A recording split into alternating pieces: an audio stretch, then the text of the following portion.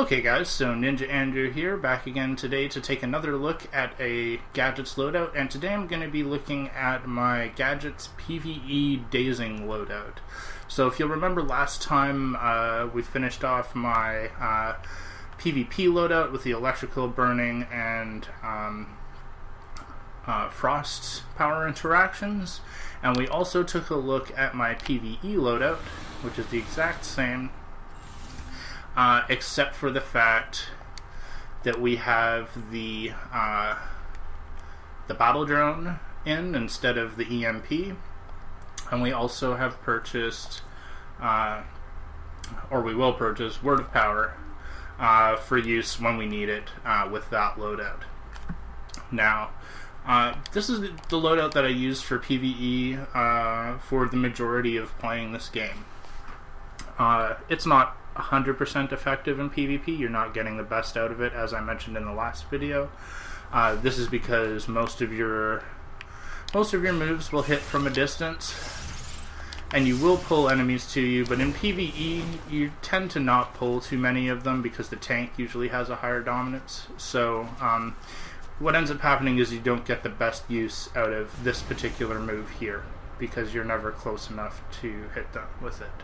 And because of that, you're also not getting the best out of your combos, and you're essentially sort of wasting some of the power interactiveness that you could get out of a loadout if all of the moves were sort of working together a little bit better. So I was playing Throne the other day and just noticed that it was like I wasn't potentially doing as much damage as I could be. I wasn't potentially contributing as much as I could, so I was a little bit frustrated with that. So I was like, okay, let me finally go and make a loadout that's completely based around PvE and being able to work efficiently at range.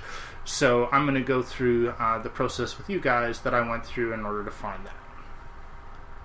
Okay guys, so I'm just here at the respec stations again, and I'm going to go through how I built my loadout. So when I decided to build a new controller loadout, I knew that there were already moves that I would have to include just because you have to have them as a controller, so I went with those first. So what I'm going to buy here is Defibrillator, because I know that I absolutely will need that as a controller no matter what I do. And then I'm also going to buy the Battle Drone because I enjoy the Battle Drone supercharge in every instance that I can use it in, much more than Word of Power. So I decided to keep that supercharge, and I still have Word of Power if I need it, and I can't use this in a boss, but most of the time I'll be using Battle Drone. The rest of the moves under this tree, because you have the power interactions from the Burning Electrified Frostbite, essentially none of these moves are particularly useful to controllers. The last few moves here that we didn't use last time were all DPS moves, so I'm actually going to go over with the other tree and try to build the loadout from that one. So what I ended up doing was going with the moves that I absolutely knew that I would need as a controller from this side. So since I'm not, actually I'll go back here, since I'm not going to be using the debuff from this side, nor probably this one, I'm going to use both from the other tree. So what I'm going to do is I'm just going to purchase the abilities to get down to the two debuff moves. So the two debuff moves we have are Vortex Cannon. As we can see here, it dazes enemies, making them vulnerable to dazing effects. Dazed enemies take additional damage. And Controller Roll reduces the target's damage output and removes damage roll buffs. So this is going to reduce their ability to damage us. This is perfect because this is exactly what we want in boss fights to help the group, because it's going to mean that the boss is essentially weaker. He's going to throw less powerful attacks, and that just helps everybody overall. So we're definitely going to want that. And then we are going to want the Stasis Fields. This is because it's going to reduce enemy defenses, and it costs less to get to it. It only costs one more mark to buy this, rather than having to go into this tree and spend 2 marks to get down to this move, which is going to have Electric and Frostbitten, power interactions, which aren't really helpful to us. This particular move has crushing power effects, crushes enemies, making them vulnerable to crushing effects. Not particularly 100% useful to us, but for if you're ever working with earth tanks, it just tends to help them out a little bit, so it's not 100% important. The important thing is that this move tells us something. It says that dazed enemies take additional damage, and up here we have the sticky bomb, and the sticky bomb is an alternate power over time. As we can see in the control roll, it says restores power to group members over time. So this move works exactly like the taser pull. It restores power in exactly the same way. It's just a different move with a different animation and different power interactions. So because it does the same power move, but it dazes enemies and makes them vulnerable to dazing effects, we're going to use that in our loadout in conjunction with the vortex cannon to get the best out of the dazing combo that we possibly can.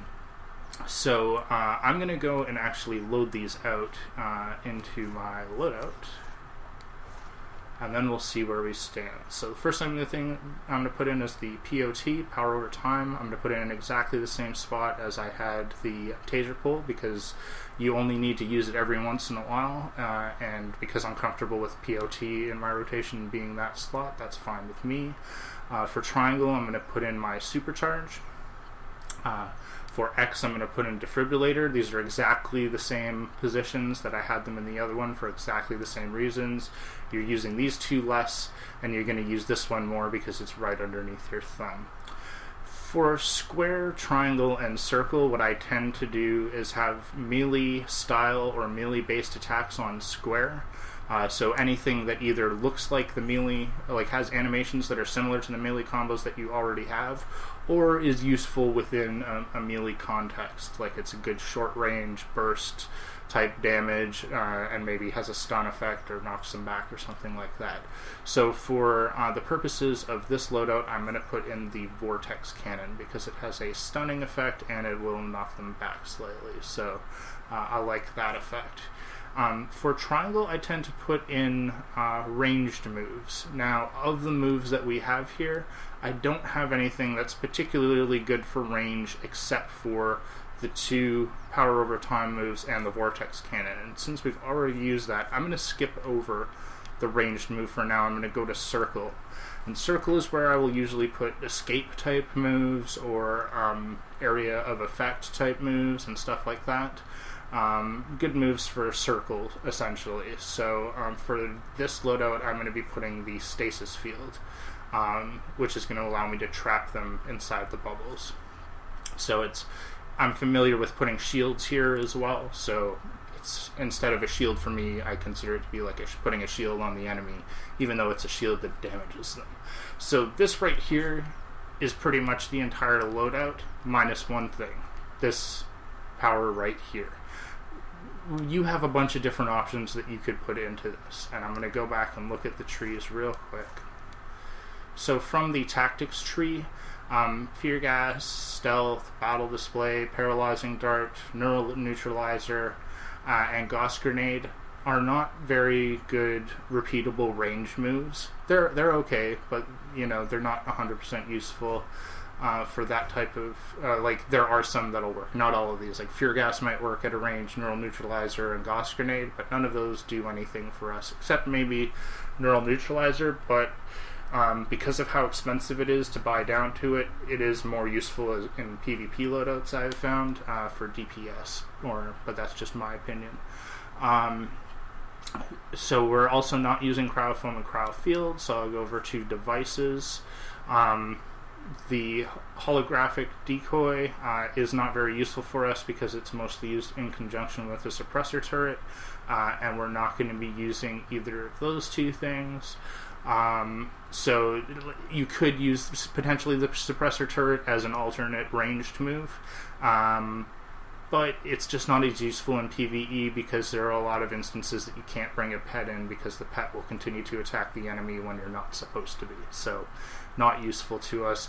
The two supercharges are not useful to us because we already have a supercharge in our loadout, so this would be taking up space that we much need for a combo ability.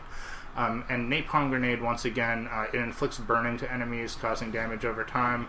This is great, but once again, does not do the greatest combo that you could do. You could theoretically, I'm going to go back here and just...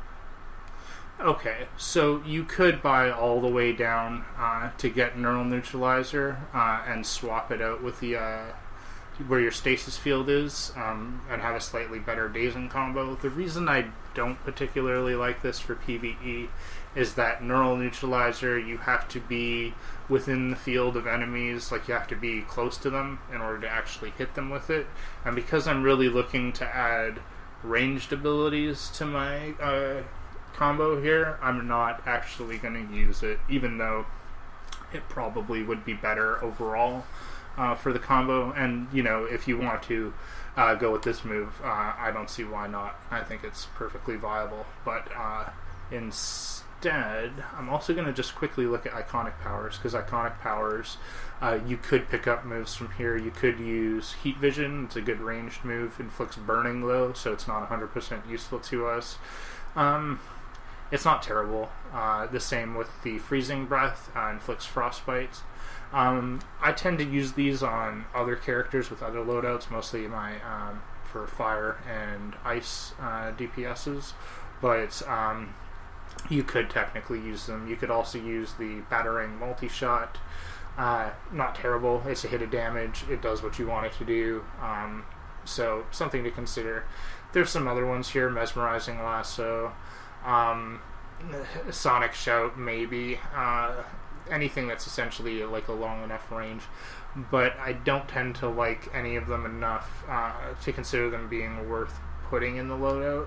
So what I actually end up using is the Photon Blast. So Photon Blast, bombard your target with powerful photonic ray, damaging and stunning it. If the target is below 35% health, the attack deals extra damage. The reason I like using this move over any of the others is because I can hit them at range, it stuns them, which is a beneficial effect to me as a controller anyways, and then I can also contribute damage to the team's overall damage, and help to burn down enemies that are close to death. And I've found that to be a very useful effect to have when I've been raiding. So I'm going to go ahead and add that now. And I will go back and spec it all out. Okay, so it didn't save again. I'll just go real quick. Defrib. Oh no, it's stasis. Defrib. Stasis. And now Photon Blast. So that is now the entire loadout from left to right. We have the square melee attack style ability. We have the triangle ranged attack type ability. We have the circle shielding or area of effect type ability. We have the X repetitive ability that you can use over and over again. We have the square buff, or in this case it's power over time.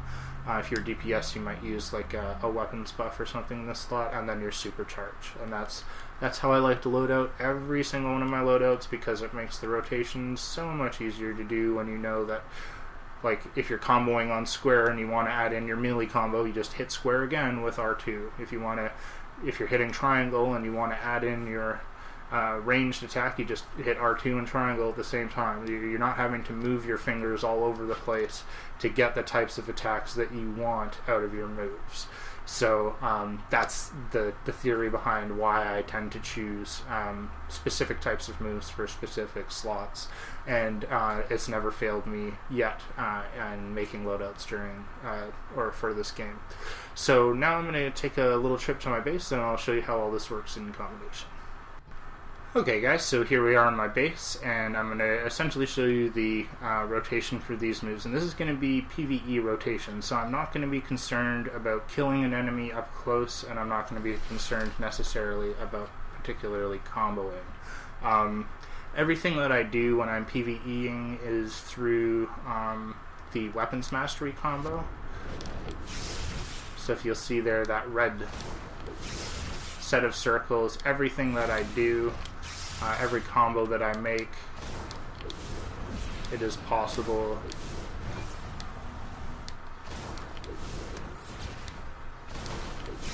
to do the weapons mastery with them. Oops. I'll get it. Including the supercharge, which I don't have charged right now. So for the purposes of this, essentially what we're going to do is when you come into the raid or into a boss room or anywhere with your group, what you're going to do first is throw your power overtime move. So in this case, it is the sticky grenade. And when we throw it, it's going to add the power overtime tick. You can see the 334 going over my head every once in a while. That will tick out to the entire group.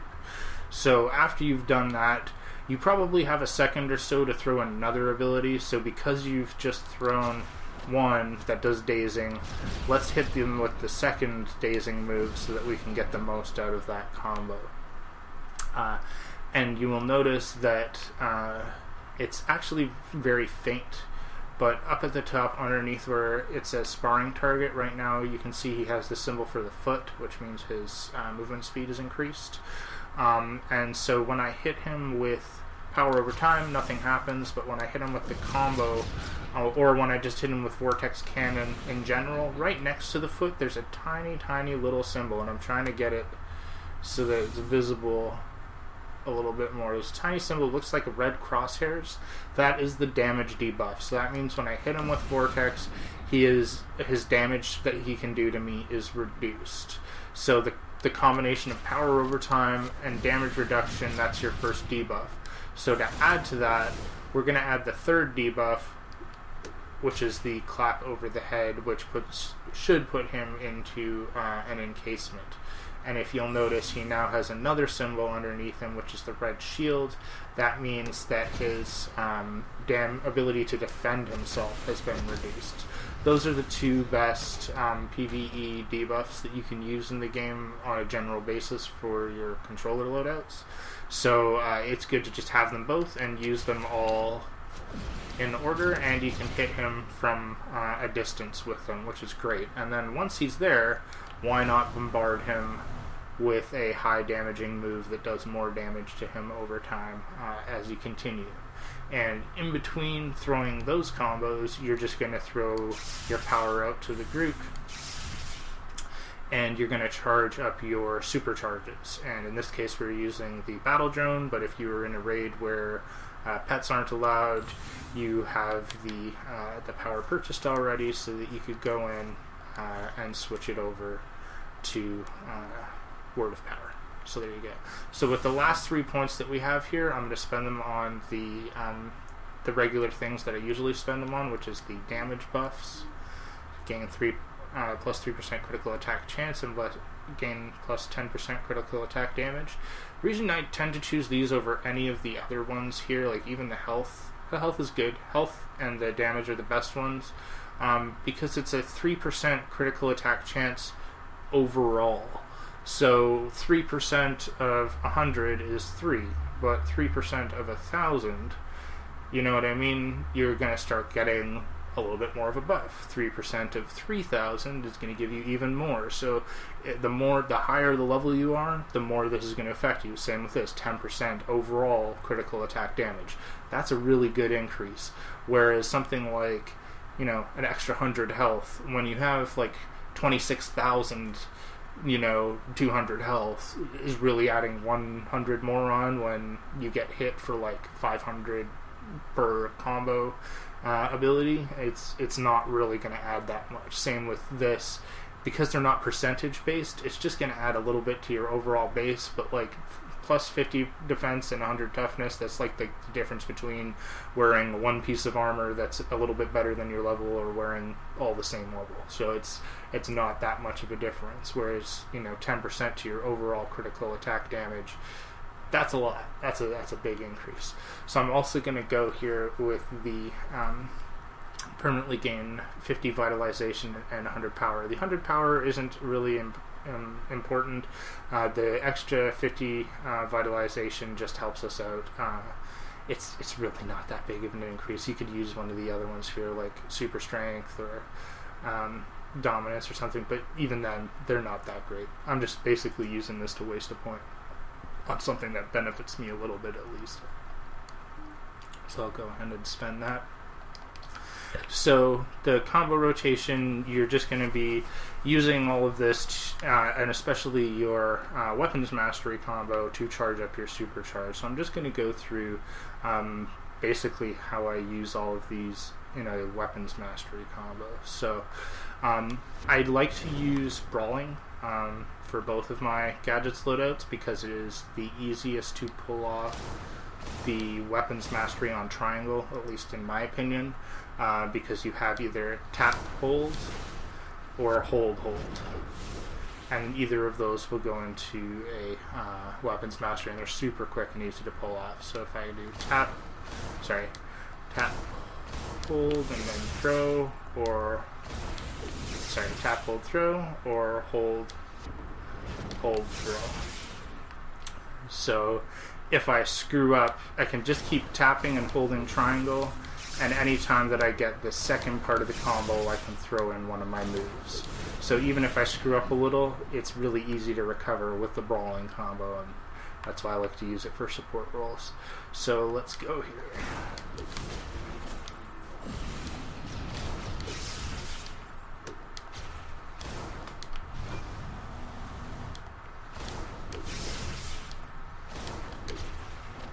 And like, normally when I'm trying to do this in a raid, I'm trying to get off every single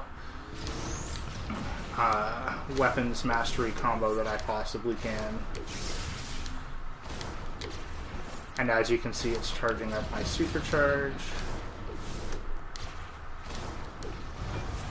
And once my supercharge is activated, I can pop that out. He's going to give me a bunch of extra power, give power to the rest of the team, and shoot.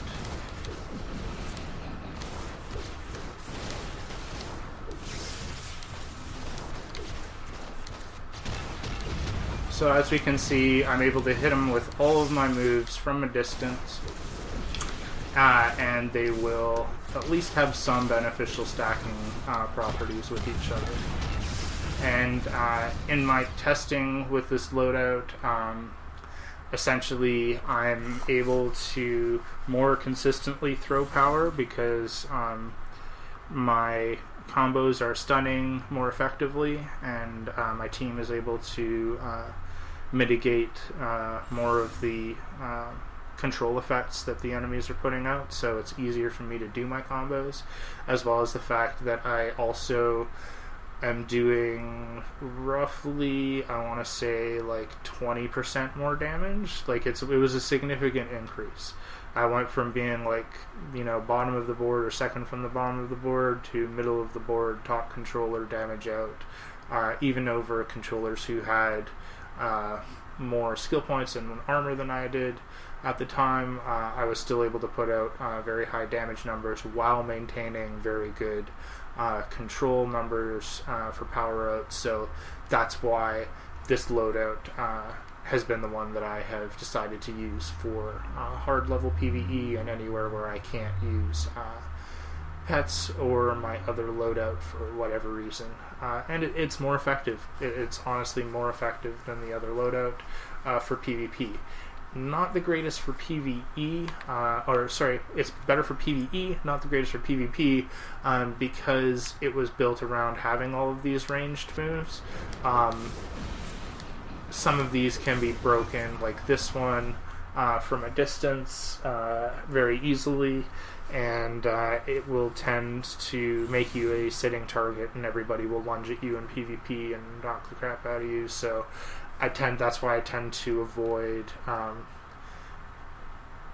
ranged heavy combos or characters in PvP. It's just my own personal preference. I know that you can be effective with them, but I just tend to like melee for myself to be more effective up close and personal in battle. Alright guys, so just two last things I wanted to add before I go is that you can use this loadout for PvP, but you have to change it slightly, so I'm just going to show you how I would do that here. So this is, as I was mentioning before, you can use the neural neutralizer combo to get the extra dazing effect out of these combos. The reason I didn't use it before is because you have to use it when you are close to enemies, so the reason it makes sense more so in PvP is because you're going to get rid of that vulnerable ranged move and you're putting in a move that's more useful to damage lots of guys close to you, which is what you're going to always be doing in PvP. So just to show you the rest of the tree, this is the combo that we took away. We took away Photon Blast so that we would be able to afford that. Iconic powers are the same. And the supercharge that I have right now is the Battle Drone, but if you wanted, you could really take that out if you were building a PvP specific loadout with the Dazing power interactions. Take that out, and I would actually switch it for the asphyxiation gas, because you'll just get way more benefit out of it in PvP, or an aesthetic if you want it for the health regenerative effects. So just things to consider as far as that, but I'll just show you what the combo looks like for the rest of it with neural neutralizer in. So I'm going to throw the power over time, some power out to the group, stun with the vortex cannon, put them into the stasis field, and then use neural neutralizer to do some extra damage to the group. So if I was actually fighting a PvP enemy,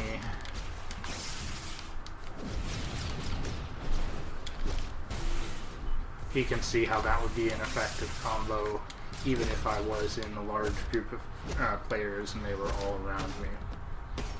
And the last thing that I'll mention is just that you can use either this loadout or the other loadout for PvE. They're both just as viable as each other, just that one is more useful when everything is close up on you, and one is more useful if you have to maintain your distance. I just ran through Subconstruct, and I noticed that because I was being surrounded so much that it actually made more sense to switch to the other loadout. So just something to think about in relationship to all that. But definitely both loadouts are good for PvE and PvP. They just have to be slightly modified depending on what you want to do. And I hope that helps you guys. So I hope that being able to see this loadout in contrast with my PvP loadout has given you guys a bit more of an idea of sort of what some of the possibilities are with the various loadouts on the gadget side. And I'm still going to continue with the gadgets to show some DPS loadouts and some more unconventional loadouts that people don't tend to use too often but do have their place for various things within the game. So hopefully you guys are going to enjoy that too. Thank you for liking, commenting, and subscribing. That stuff always helps us out. We are trying to get this out to as many people as we can, and trying to sort of re-inject interest in this game as well, because now that there are new bosses in charge, there have been new changes on the way, and the new changes are really exciting and sounding like there's going to be some good positive changes for the game. So thank you for joining us. Please join us again next time for more epic adventures here on DorkNinjaGaming.